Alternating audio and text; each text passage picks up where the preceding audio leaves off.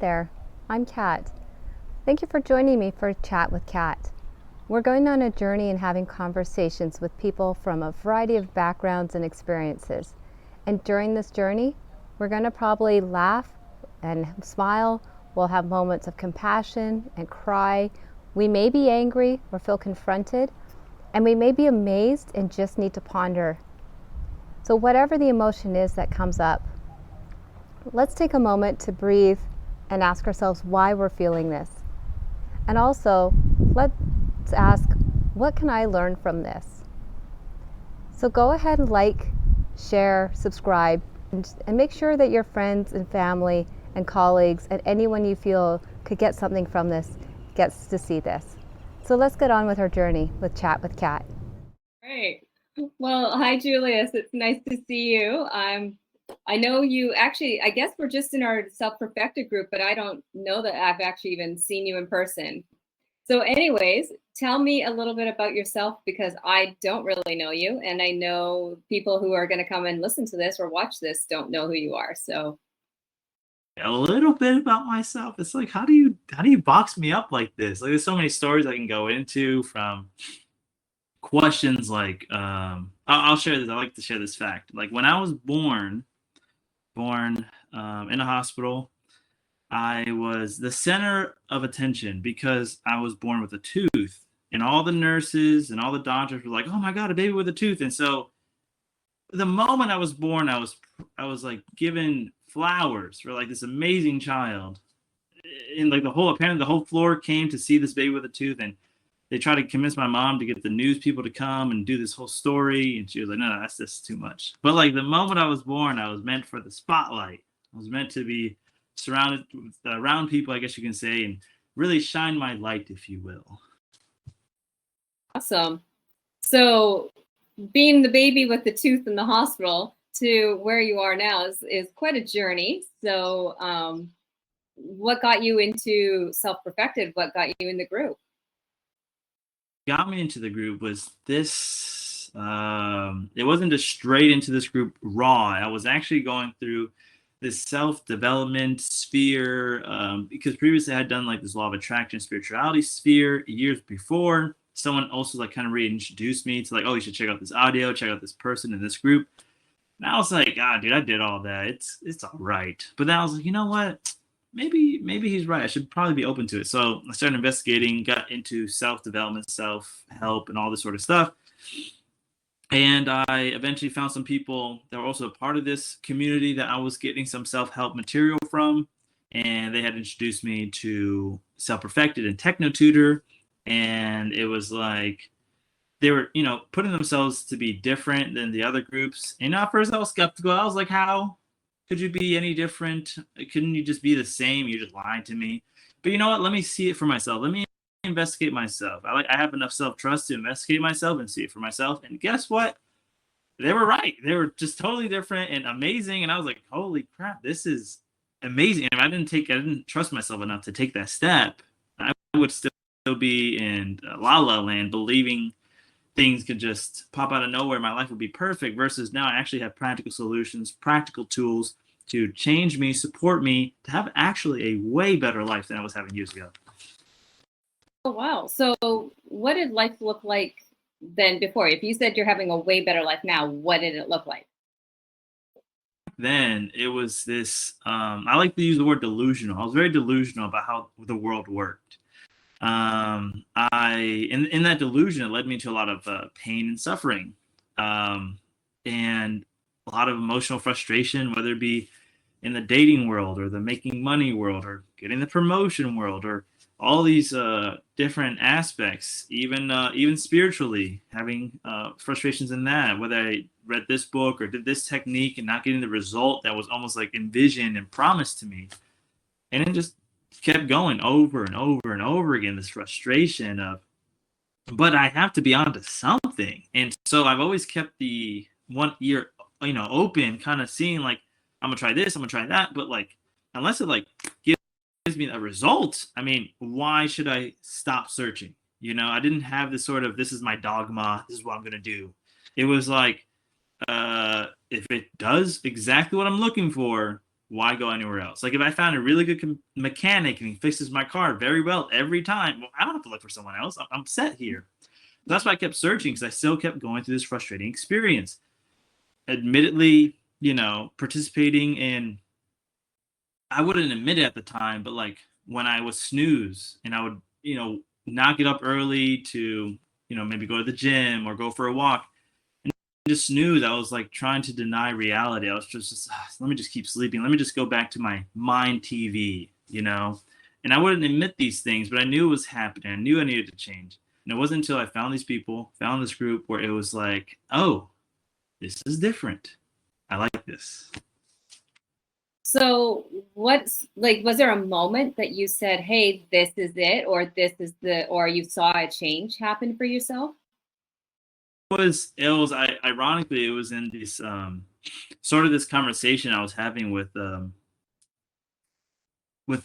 someone from Self Perfected, where they were explaining to me like why the tools they use are kind of a bit you can say niche, but it's just special, And the way they explained it, the way I received it, was the first thing that thought came to my head was, finally, oh my gosh, there's actually these tools, technology that exists that allows you to actually heal your inner child, actually overcome the trauma in your past, overcome the situation you're going through now. Because for me, it was a lot of journaling, a lot of writing, a lot of self-examination, and trying to understand my inner world time and time and time again. And I thought I had to do that for like 50 years in order for me to get to even a fraction of enlightenment, if you will, using that word. But instead they were like, yeah, no, there's actually these things that we do, these tools that you can use. And I was like, whoa, hold on.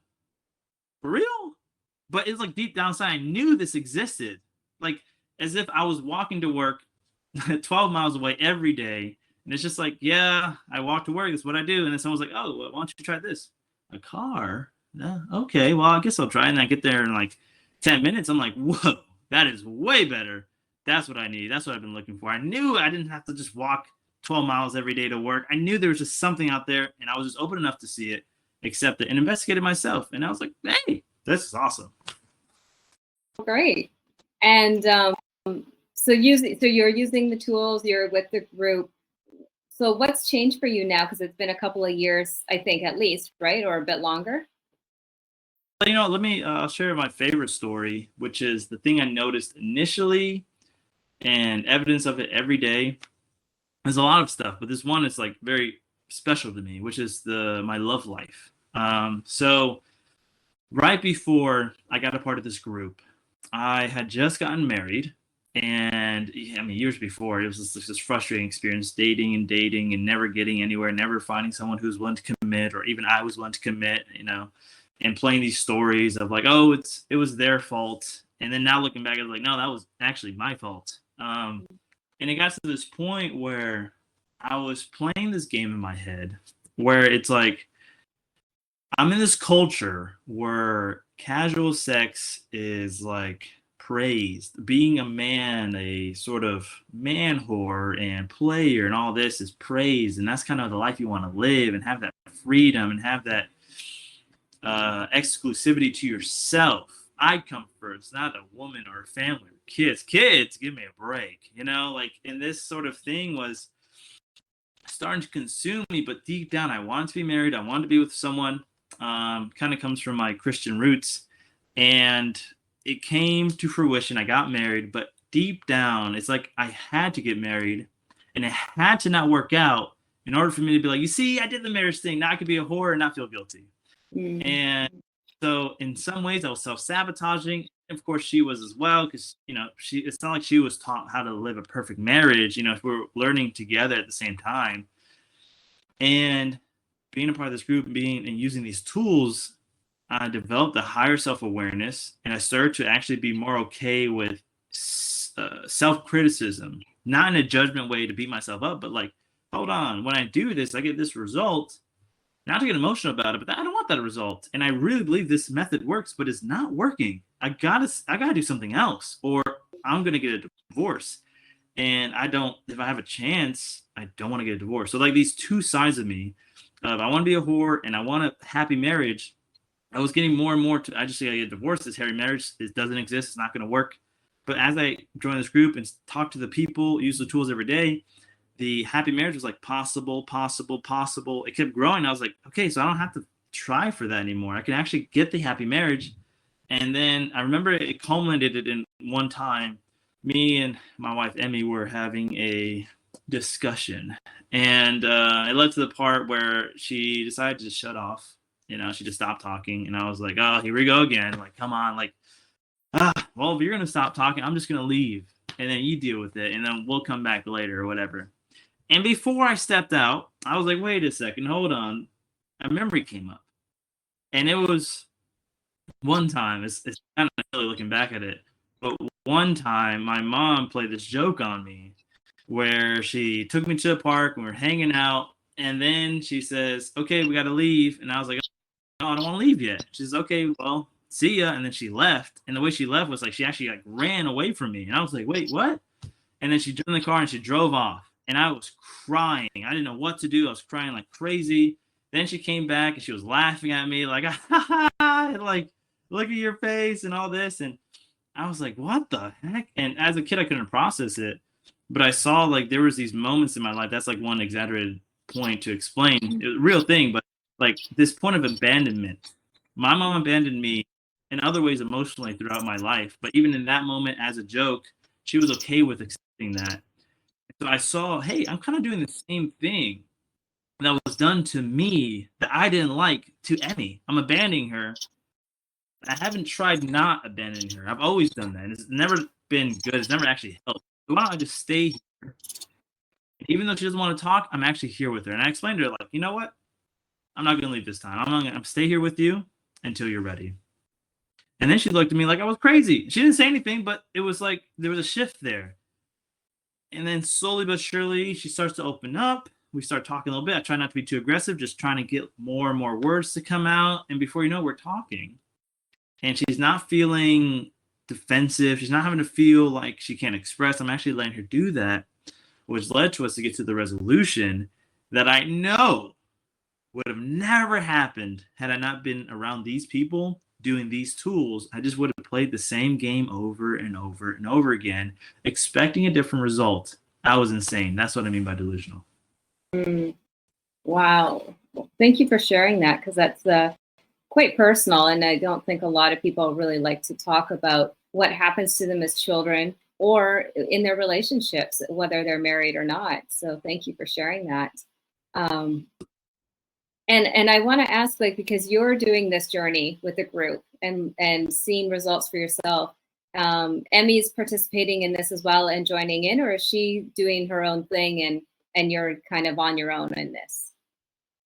I'll make this story short because for a long time it was alone, and she was just like, "Oh, he's getting better, makes my life a little bit better, so yeah, you keep doing that."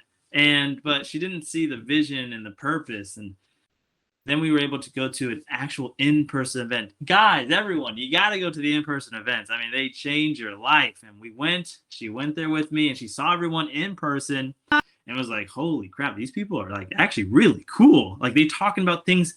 Like she explained the story where she was like, I have all these friends and we talk about these things.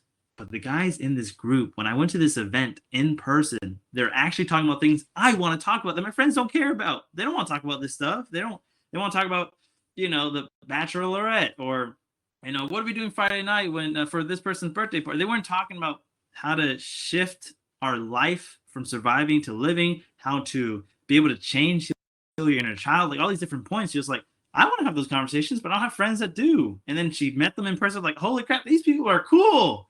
And actually be able to stick with the conversation, get to the deeper levels, and everyone's like actually encouraging it. Not like, whoa, we can't go that far. Don't do that. Don't cross that line. Everyone was okay being able to challenge each other, being able to challenge ideas, not like each other like personally, but it's like these ideas and these beliefs that are holding us back.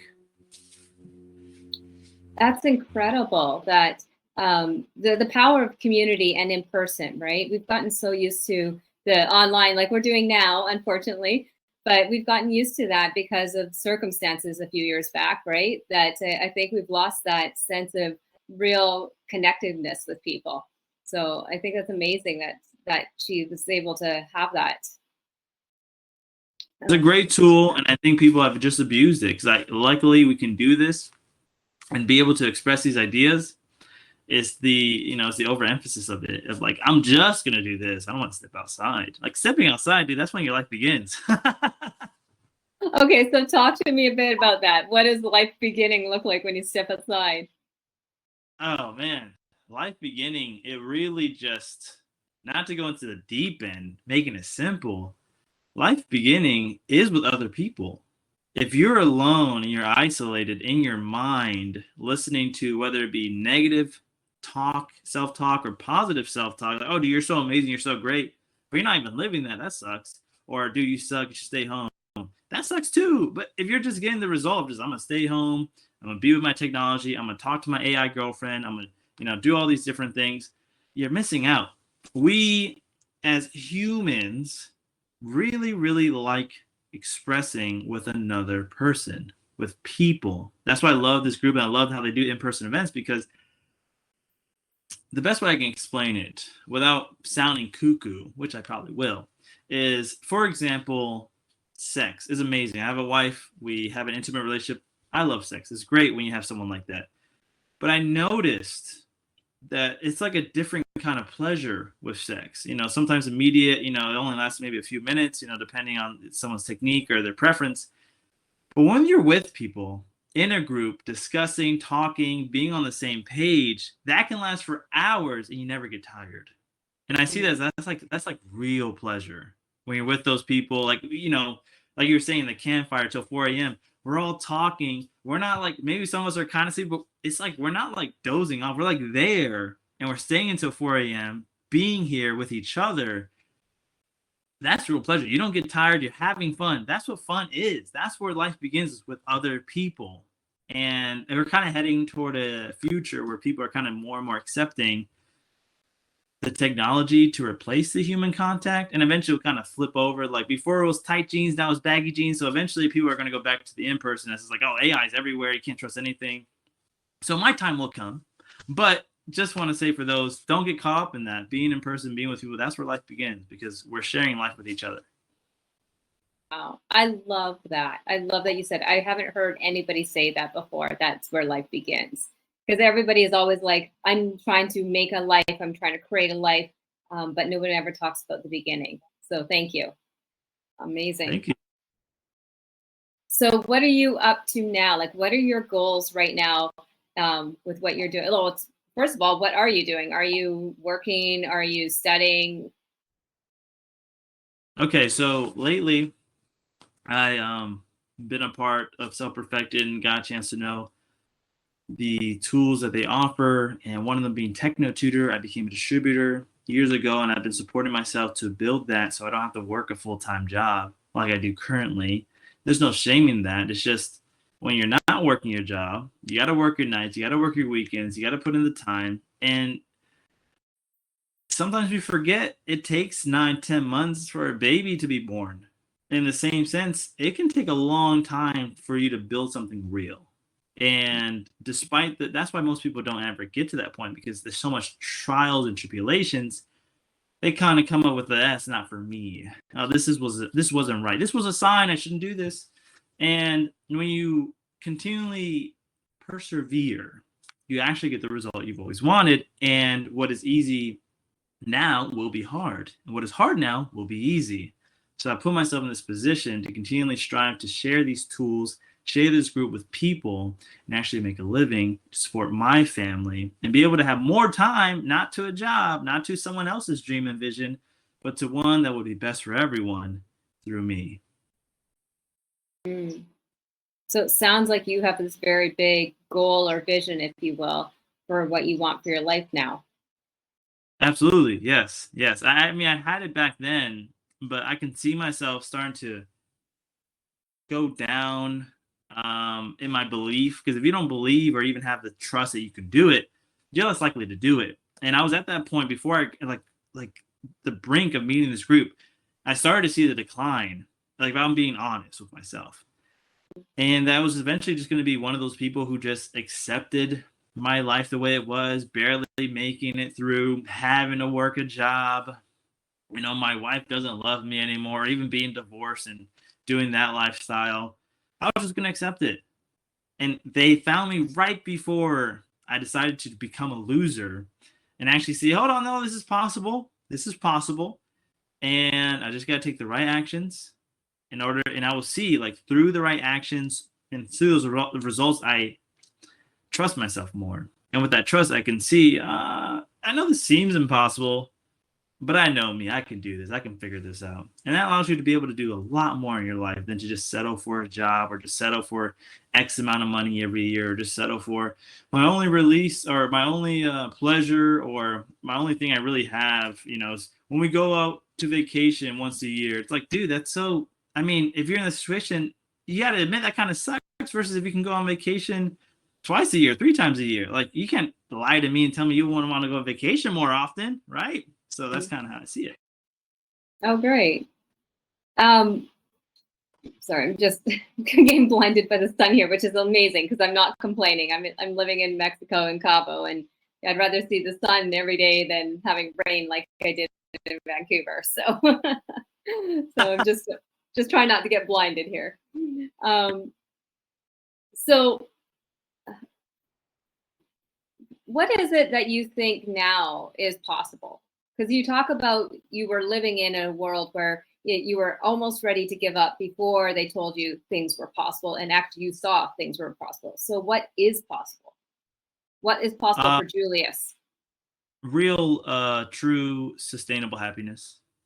Happiness is like a happening. It happens. So it was very fickle and inconsistent versus I could actually create happiness that isn't so fickle, that isn't so up and down, isn't a roller coaster. I know we love these Netflix shows and movies and everything. They make it into a roller coaster. You really enjoy it. But in life, when you're going through the roller coaster, you're like, you don't actually like it, And I was able to see that I could actually be happy and stable, not have to, shoot or chase after these high highs and then eventually fall to these low lows, and actually be here, be happy with my family, with my kids. And then I could support them through everything that was essentially not handled to me properly as a kid. I can now give to them properly. And that has been something for the longest time that was very important to me, not just to find a wife, not just to be married and be in a happy relationship. It was also that I feared having kids for a long time. I wouldn't have said feared. I would have said, nah, F those kids. I don't want kids. No, they're annoying. They're this, they're that. Because that was the culture, again, I was growing up in. And now I see, like, deep down, it's because I felt inadequate. I felt like I couldn't do it. I felt like I couldn't teach them anything to avoid the suffering I did. It was like, even if I have kids, are they really going to listen to me? They're just going to do exactly what I did, and they're going to have to find their own lesson and blah, blah, blah. I didn't have any self-trust in my ability to teach them. I didn't have self-trust in them to be not dumb and hear out wisdom when they see it. Until I got these tools and as part of this group where I actually see kids that actually live in common sense, like maybe people might take it for granted that an 8-year-old has common sense, but it's possible. I used to think kids are dumb. They can't figure that out until like 25 when their brain's fully developed. But when you actually support a child in the right way at the right time, you can create something beautiful and support them early on in life. Because if I had common sense at 8 years old, I'm not gonna like, oh, I can't do that, I'm too young. I would be like, yeah, thank you, I'll take that. I was struggling when I was 8 up until that point. I was going, elementary school wasn't fun, for example, or my life at home. If I had common sense and principles and education, real education, God, my life would be so much better. So it's this shifting of my mind where it's like, that's what's possible. Not only for me, I'm having to recover from, it's like being, I'm overweight and I got to lose weight to this point versus the child is already at weight and I just got to support them to maintain that and to keep that, and they can grow and they'll actually do a lot better than me. That's what's possible. Not just for me, for my kids and their kids and their kids and their kids. We're looking for not just like this legacy, but what legacy should be without it having to be this sort of, I want to create a legacy. It's like, no, like that goes with your kids and what their kids care to their kids and their kids. That's the tools and principles I'm instilling into them. Does that make sense? Yeah, I think so. And you touched on something about, how when you were a kid you didn't have some of these things. And so what is it exactly that you're talking about the principles and instilling some of them with your children, but maybe you can touch on something specific that you can see that you can do with your children that you could not have as a child. Okay, so what I didn't have as a child, for example, that I wish I had when I was younger, for example, without a doubt, anyone, if you disagree with me, it's probably because you don't have this. It's emotional stability. And it's this thing where when things are frustrating, when you have these emotions and these feelings, you can still direct yourself despite these emotions and feelings. How many times have people been pressured to do things because other people are telling them to do it, like peer pressure, right? And that generates an emotion in you. Kind of makes you feel obligated to do it. But if you're able to be like, hold on, I still don't think what they're telling me to do is right. And I'm not just going to follow my emotion now that it makes me seem like I should do it. I'm going to direct myself despite my emotion, despite my feeling, despite the projection. I'm upsetting the people. I'm upsetting my friends or whatever the situation is. And I'm just still going to do what I see is best and what I see makes sense to me. The amount of times I've done things in my life that didn't make sense to me, but because my parent forced me or like really encouraged, yelling or something, beating me or whatever, to do it, or my friends and a group of friends like, dude, if you don't do it, you're gay or you're not cool. And it's like, well, I don't want to be not gay, and then I fall into this whole idea and these emotions and feelings. But if in that moment, if I was able to have what I know now, and they're like, oh, if you don't do it, you're gay or you're not cool or whatever they would say, it's like, so I know who I am. That's what you're going to perceive because I didn't do this. Why should I care? Like, you're not giving me, you're not essentially helping me out here. So why should I listen to you? I should actually listen to myself. I see this doesn't make sense. I'm not going to do it. And it maybe doesn't have to be this big monologue, but in the moment, I'm just like, no, I'm not going to do that. It doesn't make any sense. But instead, as a kid, it's like, okay, I'll do it and I'll get in trouble. And, then I'll get even more consequences because of that. And it's like, oh, why did I do that? And then I start beating myself up and self-pity. And all that is like a snowball. And then by the time you're 38 and you made a mistake, you're like, I'm such a loser. And you won't even maybe show it, but like that's kind of what's playing in your mind, like subconscious, unconscious, right? And you don't even know. Like, how is that being self-directed? How is that actually living a life you want? You're kind of just living the movie and the story of your past. It's like, well, this is the script. This is what the past has always said. Gotta live the script. This. There's no actually questioning to be like, well, hold on, let's not do that. I don't actually like this, and I actually have a choice. Wow. You're so on point with that. I just, about how our parents reacted with us and then how we react because of the reaction or because of our friends and feeling like you got to do it, right? I think it was hard as a kid to be independent and be thinking for yourself and going, nah, I don't think so. So just that. I know I was a little bit one of the odd one out sometimes because I would be the kid who'd be like, don't feel like it. Nah, don't want to. But I wasn't, but I do remember there were times where I did things because the group was doing it and yeah, everyone else is doing it. So I don't want to be left out. Right. So your kids are still little. Are you seeing them actually being able to use any of this yet or think in these ways yet? Or because I don't. So in the beginning stages, if you have a high pattern recognition ability, which it's been researched and verified that it actually comes from one person's vocabulary. If you have a high vocabulary, you're able to see patterns at a high level. There's these small things you can see that they'll be able to have later in their life. And I can see in a baby that's 10, 11, 12 months old and be like, yeah, that's a stable child. Yeah, that child's going to be able to do these things, And it's like sometimes I don't even need to see my own kids do it based on like how little they are, because there's other kids in the group who are 5, 6, 7, 8, 9, 10, and they're living those things, and they were essentially provided with the same tools like I was. And it's weird how all the kids end up being just as stable, just as expressive, just as confident, with different parents, different backgrounds, but the same tools. What's causing this? What's going on here? Like, it's the tools, you know? It's like, it's the obvious, the one remaining control group, I guess you can say, the thing that shows, even if everything else is different, when you have these tools, you get this result. Confident, self-assured, amazing, articulate children. Who doesn't want that? Oh, I mean, that does sound amazing and incredible, like you just said, right?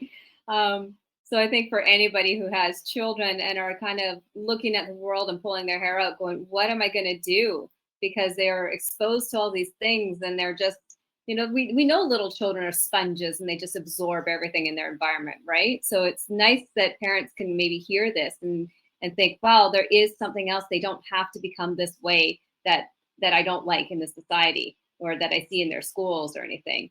Well, that's what is. I was too insecure about my ability to raise effective children. And by effective, I just mean happy, successful kids, things I would have wanted in my life for them to have. And I started the journey of having kids even before I knew deep down inside. I mean, I just started walking this process, if you will, of processing from a loser to a winner. And I'm not saying it in judgment. I'm just saying before I would give up. Now I don't. I just try again and try again like a child, right? And it's like I wouldn't say I was a full winner yet by the time I had my first child. But I can say that despite even my own shortcomings, that's how amazing the tools we use in this group is for the support, is that despite that, these kids still end up being very confident, very articulate, and especially very sensible. You can talk to them, granted the right age and such. Like the other day, there was a child in the community that it was amazing. She's like, 3, going to turn 4 soon. And she has a sibling, and the sibling had done something to her that made her upset, and she had stopped and was like, hold on, I was about to do something. I was about to be angry. I don't have to be angry right now. And it's like, dude, you're 3. What are you talking about? Like, I wish I had that. I even had moments where I don't even do that for myself, and I'm 27, where I'm like, hold on. I can choose to be angry right now. I'm not going to do that. That's a waste of time. Let me solve this problem. And this 3-year-old's already doing that. So that's like amazing. Oh my gosh, that's incredible. Yeah. Yeah. I mean, because I think most kids, when we think of 3-year-olds and they get upset, they start screaming and throwing things and having temper tantrums and crying. And it's just, I think that's what we picture when we think of a 3-year-old who's upset by something their sibling did, right? We're changing the standard for kids, not in a way of judgment. It's just the way that this is actually normal for a kid to have that kind of ability to see the world at this age. That's normal. I'm just blown by the fact that you say that's normal, because what we've seen has not been so normal. It's like some Chinese philosopher, and I seen it on Instagram years ago or something like that, where it's like, when the whole world's sick or something like that, like, how do you know what's normal? You know what I mean? Because then everyone who's sick, that's normal. But if they're sick, that's not normal. Someone sick is not normal. Someone in homeostasis, right? Is that the word? In homeostasis or whatever. That's normal, right? Well-being, equilibrium. Yeah.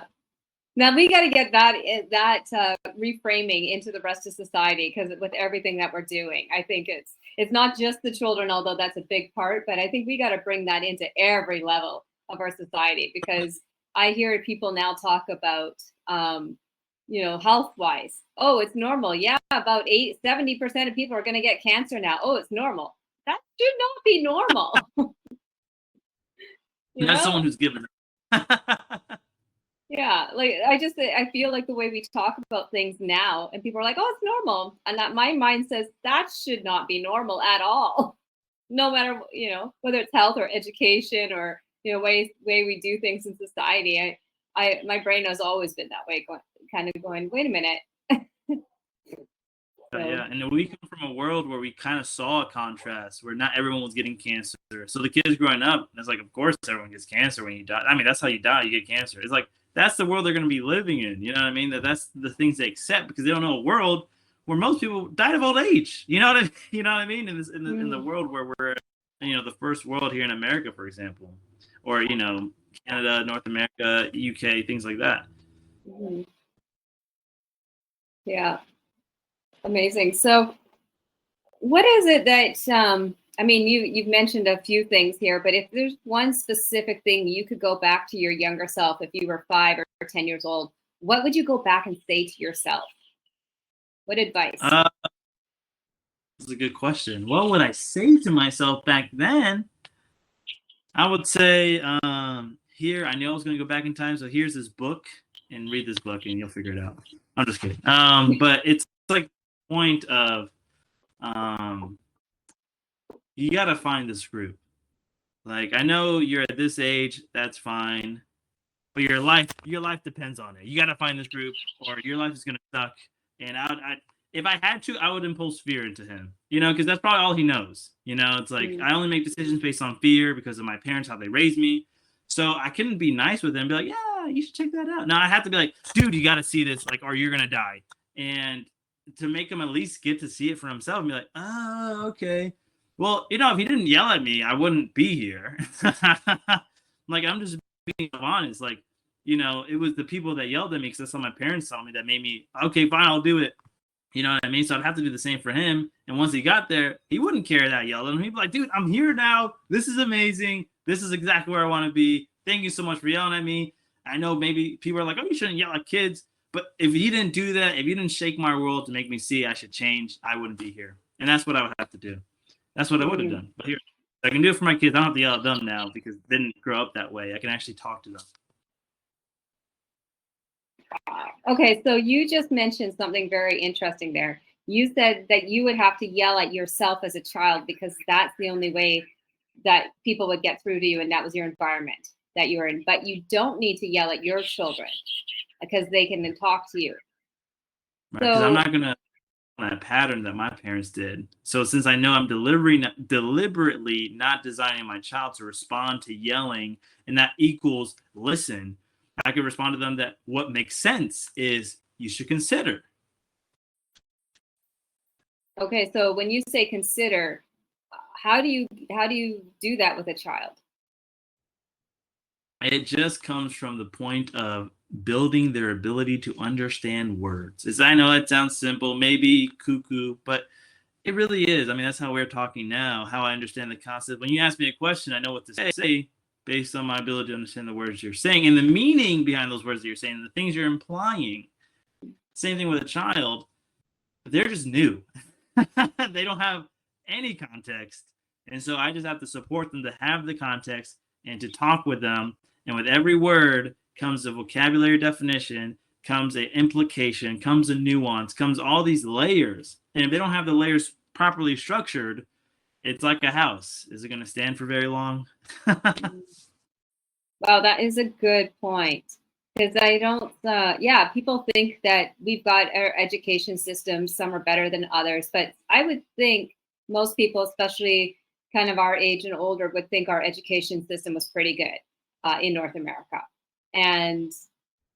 But building a house and having it being built strong or building wobbly is a very good analysis, I think, on the education and learning. I mean, it's even in the Bible, right? Build a house on a rock, solid foundation. Build a house on sand, good luck. But I'll share this one point is we kind of accepted over time that our education system is adequate, even if it doesn't produce those results. If we're looking at it like straight on instead of like kind of ignoring it, that's because it's like we have these car problems and we have all these different books and mechanic teachers, and they're like, oh, this is how you should change your oil. No, this is how you should change your oil. No, this is how you should change your oil. Guess what? In reality, you change your oil one way that works, filters it out, changes it, and your car could run smoothly. There's only one way. It's a science, right? Same thing with basketball. You want to win the game of basketball? You put the dang orange pumpkin in the little hoop, right? The circle hoop. You get points. It's science. It's simple. We don't have that certainty with education. It's like there's this way, there's that way. And because of that, it's like, again, in the Bible, it's like this sort of wide and broad way, it's like conceived as like the way to hell, if you will. But the narrow and straight way is the way to riches in heaven. And we can have that same mindset. That's why I live by principle and not by like whatever I feel, because that can be very fickle and unpredictable. Versus, I'm gonna do what's best for my kid, my family, myself. I'm gonna live that way. I'm gonna do that way. That's a narrow and straight path. And that's what I found in education. There is a narrow and straight path. And that's what we have 3-year-olds being like, whoa, I can see, I can be angry right now. You know what? I'm not going to be angry. Thanks, Mom, for teaching me this. Oh boy. So I bet it's a riot when the group is together with all these kids and then other people with their families see people and wonder what is going on because their kids don't behave that way. Right, right, right. It's an amazing experience. You really get to see the life in kids be expressed, and none of these you can't do that. You're not good enough that we were programmed with. They don't have. So there's like this amazing thing to watch them go. It's like, wow. Yeah, I do remember actually around the campfire, I think Max and some of the kids were making bracelets and then they decided they wanted to sell them to all the adults.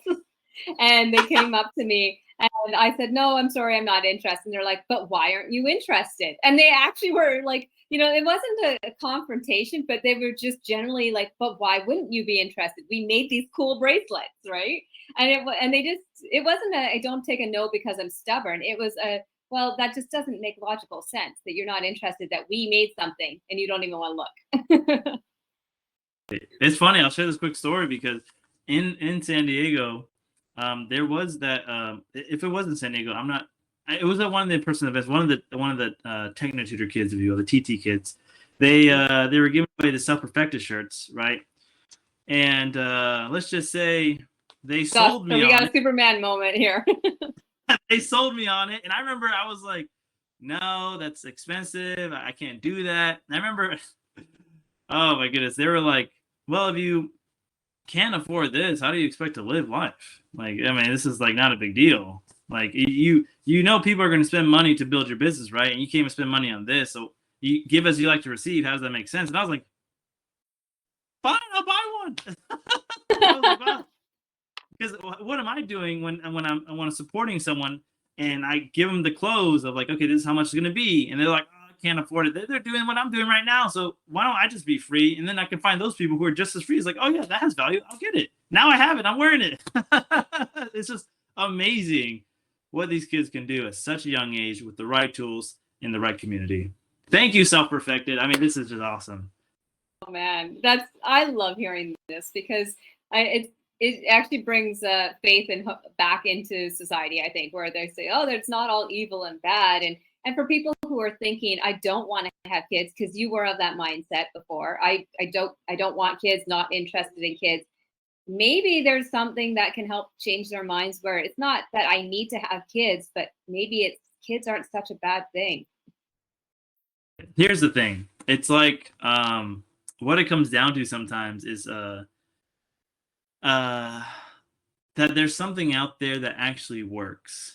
So let's make it practical. I'm not going to make it too much, but you got to go to work, for example, and it takes you, let's say you work at a job locally and it pays decent and you're barely making ends meet, and you get a job offer that pays you like twice as much, 3 times as more. You're like, wow. And actually like they make you feel important and they love your values. They try to use your strength, and your current job is just like making money. But this job is like a passion. It's like, wow, I can do this, and they pay 3 times more. Like, why wouldn't I do it?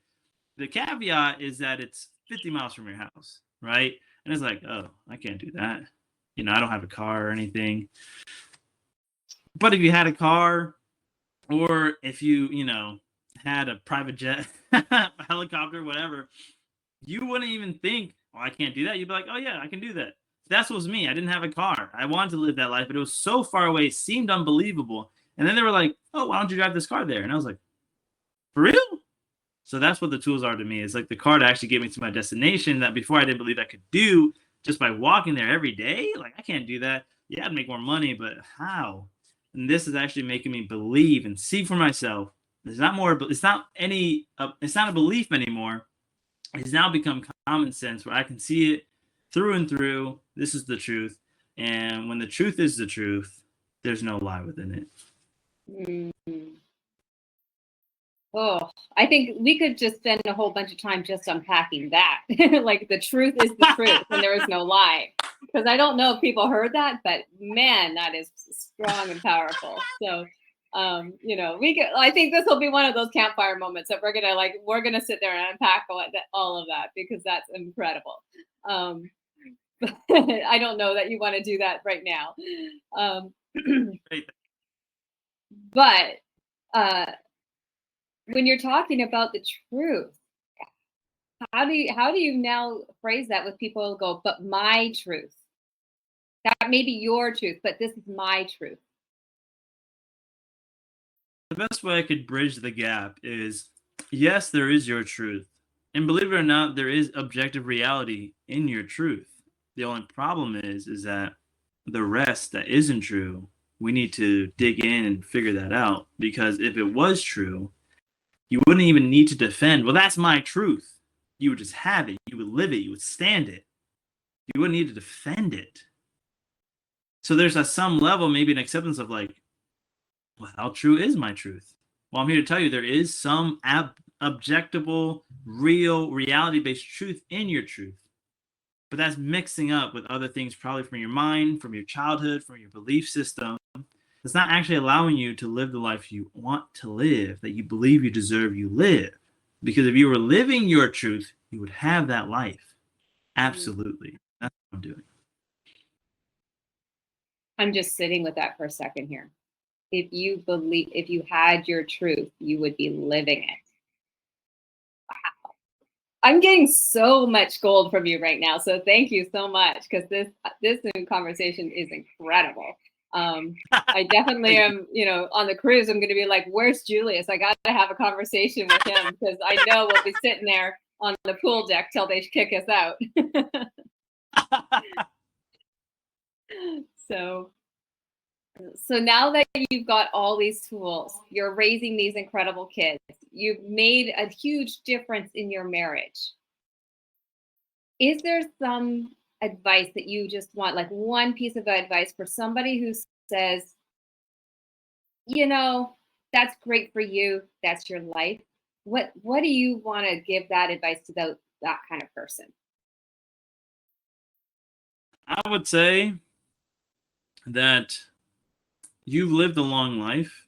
Do you actually trust that all the decisions you've made led you to this point that when you watch this video, it's just adding on to your already established, stable environment, learning, education, mind, body, life?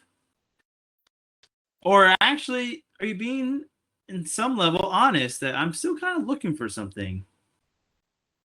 If there was a door right in front of you, if you opened, you can actually see what you're missing in life. And when you plug those missing pieces in, it's like I like using the car analogy.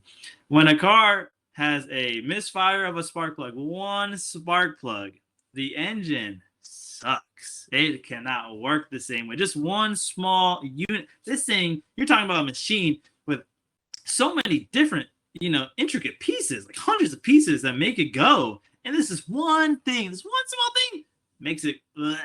And essentially, when you're able to replace it, plug it in, clean it, whatever it is, you put it back in, you plug it in, you plug in the missing piece, everything just works perfectly, optimally. And it's just behind the door. All you have to do is investigate for yourself. Like it says in the Bible, investigate all things and keep what is good. Do you trust yourself to know what good is? And that's probably the big key, is most people probably don't trust themselves, I think. Hey, come with me. I'll hold your hand. We can do it together. Perfect. I think it's all about team, right? Team and community. Absolutely. Well, thank you, Julius. I know you have a meeting and you are squeezing this in today, so I appreciate it. Is there any last things that you want to be sharing? Because I don't want to make you late for your meeting, but is there anything that you want to be sharing? One last story or one last piece of advice or anything else that's coming to mind? Okay. Last thing, and I love the stories. but I'll actually just go straight direct. These are for the people, you know who you are. You're probably in self-perfected. You've been doing this, process from giving up to never giving up and continually pushing, right? The process from lead to gold, right? Those people in that process. This is for you. Remember, self-expression is the key. Even when others tell you that self-expression is ego. It's actually your ego telling you not to be you. It's like a mind fuck.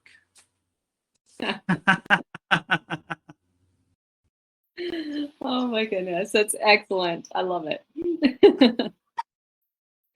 Well, thank you, Julius, for all of that. And I'm looking forward to seeing you at our next live event. And It's been a pleasure serving you this evening. well, thank you. Take care. We'll see you soon, Julius. Bye.